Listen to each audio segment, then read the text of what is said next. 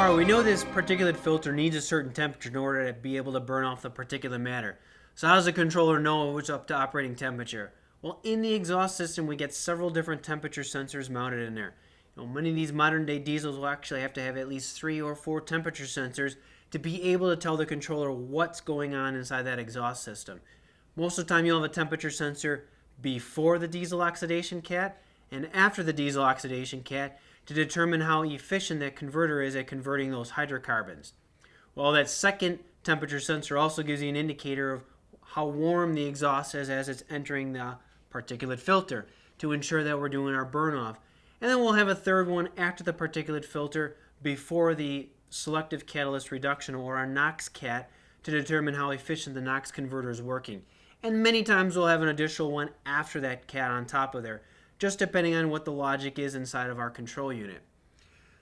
So as you can see, we've captured some live data here, some actual OBD2 values on a Volkswagen Jetta going through a drive cycle, looking at the process of our particulate filter regeneration. What you'll notice is as soon as the ECU is wanting to do a filter regeneration, there's some things that actually change inside the control unit. Alright, so you can see the fuel rate actually will increase, as well as you'll see the throttle will actually begin closing. What are they doing at that point? Well, they're restricting the airflow and dumping that surplus of fuel into the exhaust system to bring the exhaust gas temperature up. And as we continue on to the next chart, you'll see we've plotted a couple of the different exhaust gas temperature sensors. So we're introducing a surplus of fuel. As you can see, the flow rate is increased, and what we're trying to do is bring exhaust gas temperatures up as high as they can to get to a point where we can do a burn off in this filter. And lastly, we'll reach a point where the filter regeneration process has begun.